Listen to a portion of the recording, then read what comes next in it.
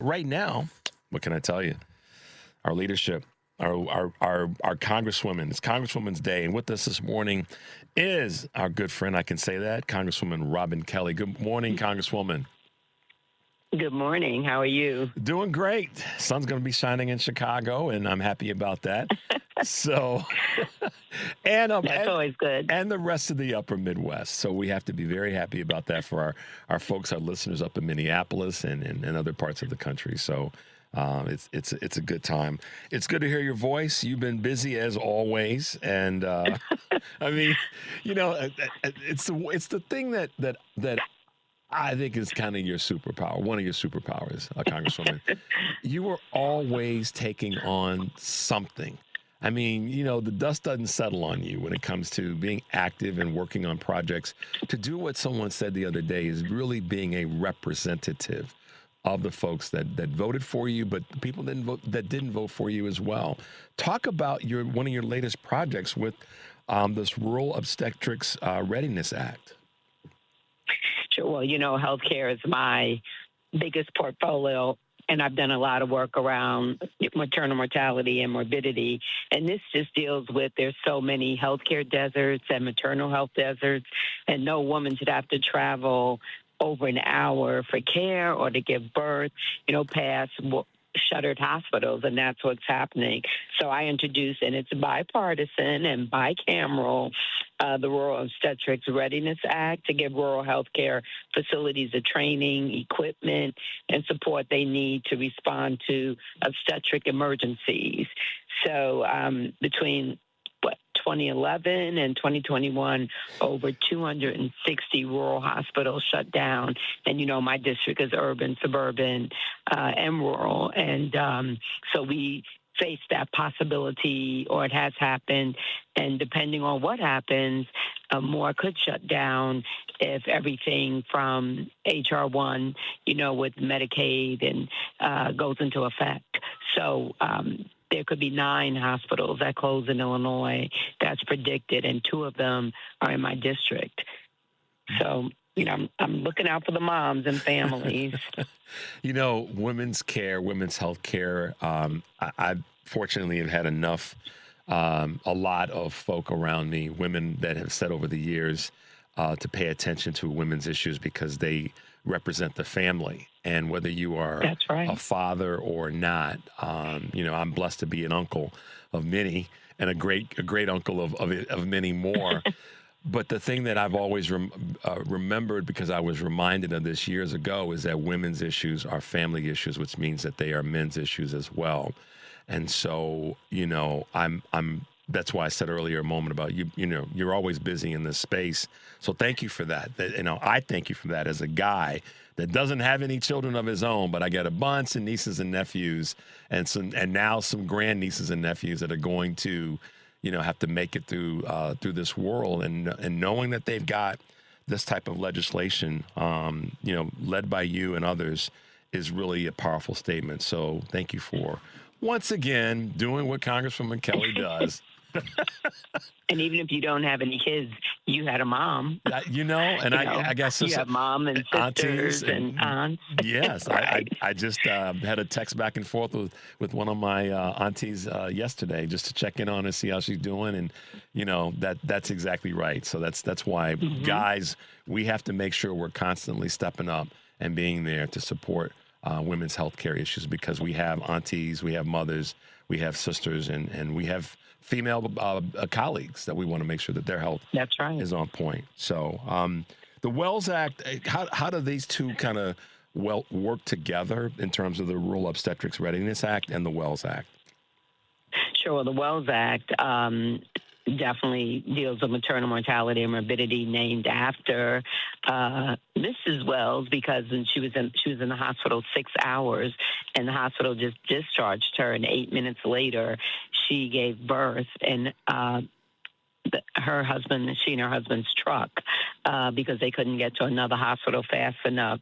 So this deals with the hospital discharge plans, making sure that the person knows why they're being discharged. They have seen a doctor before they're discharged. The hospital knows, where the patient is going next and what their transportation is, and also so a safe discharge plan. That's what it deals with: a clinical justification, verified transportation, a backup facility, and again, the patient understanding why they're being discharged. And then also we put in some diversity training and, cultural competency, because I know Mercedes did not feel that she received the respect and the treatment that she should have received in that hospital. You were being very kind there. I'm gonna call it racial bias. Oh yeah, training. Definitely.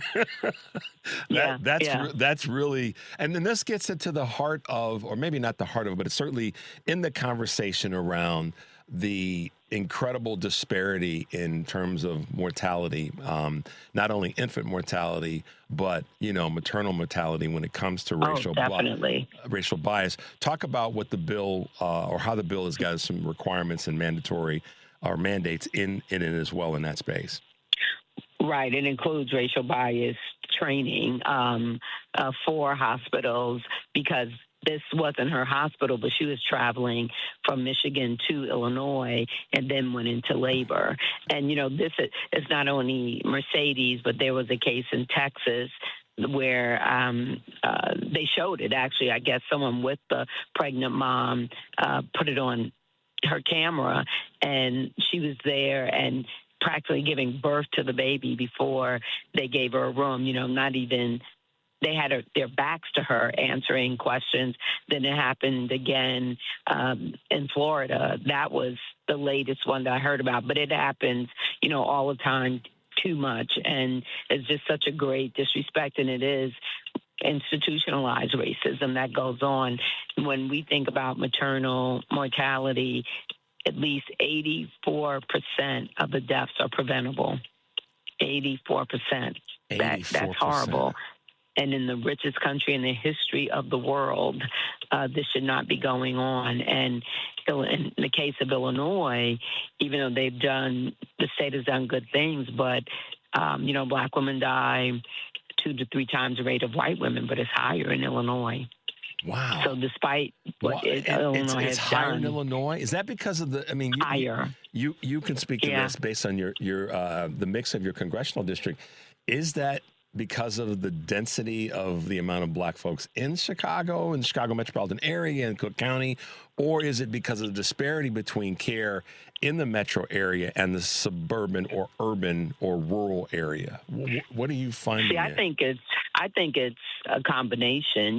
Like again, there are healthcare deserts, maternal healthcare deserts. I think it's the institutionalized racism, that occurs. I think it's a combination of things. And there's been studies that show that people do better when the doctor looks like them, or at least understands the reality of their situation. Mm-hmm. So I think a lot of different things go into it. Women are not listened to like men are, and then women of color are listened to even less.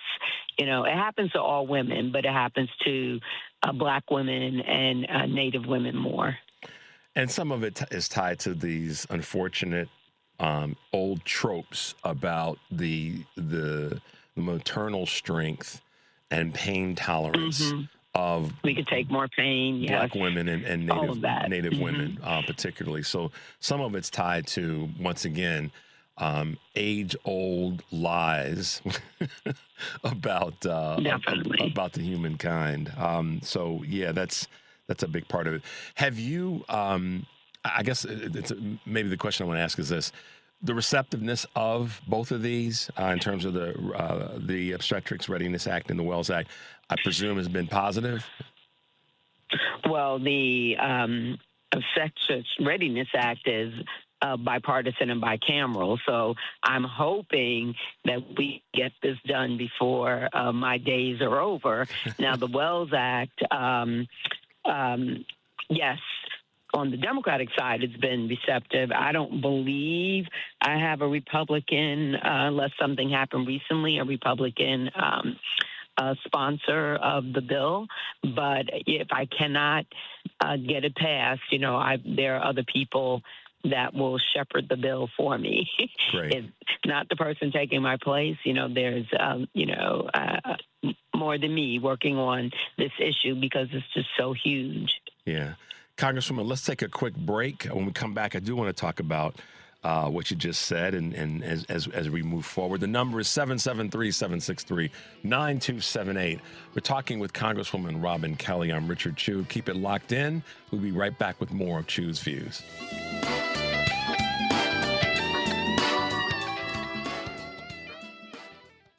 All right, guys, welcome back to Chu's Views. I'm Richard Chu. If you're just tuning in, and we're talking with Illinois Congresswoman Robin Kelly. A Congresswoman, we are poised to take back the House of Representatives, and I just can only imagine what we would have gotten done during this last part of your term had we had the House, but we are presumed to get it. What does that really mean? What does that really mean for the country, for the Democrats to take back the House of Representatives and potentially the Senate? Well, if we take back the House, we'll become the gatekeepers. We'll still have a hard time passing some things because, we need the House, the Senate, and then a willing president to sign legislation. So, but we will be able to be the gatekeepers and stop some of the awful stuff that they're trying to pass. Now, under Hakeem Jeffries' leadership, we have been able to do some things, that we didn't think, like the Epstein files and the ACA tax credits and other things that we got accomplished. But again, Epstein files passed in the Senate, but it didn't pass. But the ACA tax credits, didn't pass in the Senate. So it's still not going to be easy, but it'll be better. Maybe we can normalize, some things. But again, we were able to get some things done, but it's tough, Republican, but we will become the gatekeepers until 2028. It'll help if the Senate wins, but I am 99% sure the House is going to get there. Are you, Senate is going to be a tougher haul. We know that. We know the numbers, and we've got some opportunities and some races that we should win. I think protecting in Michigan by keeping that seat is critically important. And, Congresswoman, what I've been saying is that we can fight amongst ourselves about this, that, and the other in terms of the party. But when it comes to this focus we need right now, I think that's ever present. No matter who the candidate is in a particular state, we have got to make sure that candidate is actually going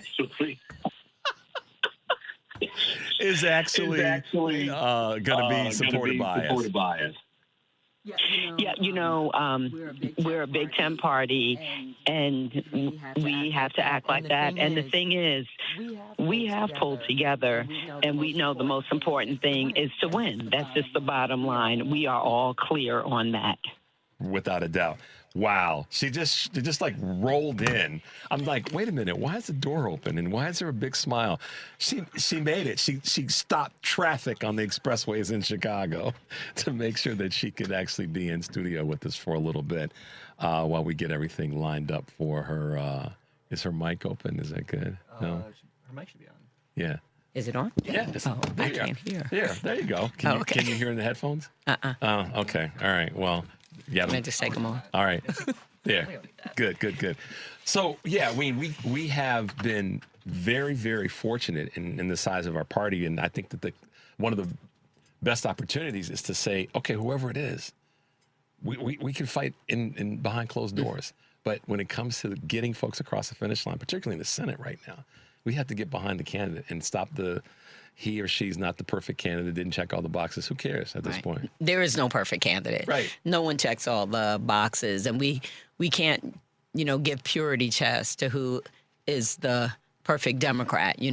Depends where you represent, depends how you were raised, depends on what your ideological beliefs are. But there are certain values I feel that we have that we're for the people. We're consistent. We're for the everyday working folk trying to be a safety net and lift folks up. Yeah, and that's clear right now, I think more than ever before. So we have to stay focused on winning. We have to remember and remind and remember and remind. It's about winning.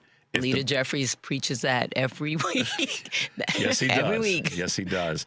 Let me ask you this question regarding, well, we know that we got 70 days, roughly 70 days before we are at that point. Beyond being focused and staying with the candidate, whoever he or she may be, whatever the race may be, what is your, I guess, if you were to say, here are 2 or 3 things that everybody should be doing or aspiring to do, that's an everyday voter, that's an everyday citizen that wants to see change? Well, we have to work on affordability issues. That's just the bottom line. All you have to do is go to the gas station, the grocery store. Childcare was already expensive. It's cost, it's health care. Also, the other thing is we need to work on the corruption. Yeah. I mean, we're struggling, and he made $2.2 billion. You know, I mean, absolutely ridiculous. His family is making money off of so many different entities that he's involved in, things you never heard of a president doing before. But really, what we hear about is the affordability issue, cost. Affordability, Amy McGrath, as I've said before, and she actually said it on the show, it's affordability, but it's also accountability. That's true. And that a lot of people aren't going to be happy if affordability is clear. It touches everybody.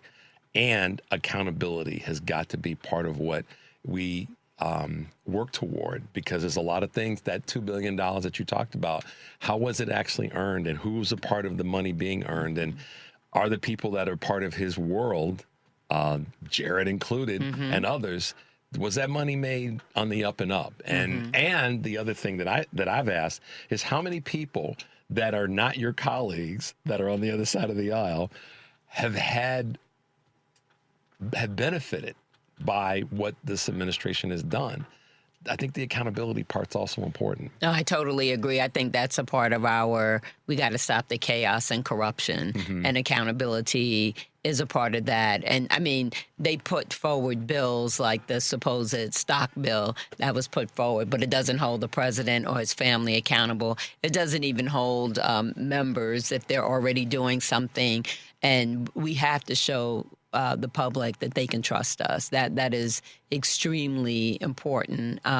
Or they can trust more than their particular member of Congress. People tend to like their member, but don't like us as a whole. Yeah, the body isn't we don't rate very well. Yeah. You know, so we have to change that so people feel good about it, and also that we attract good people to run, you know.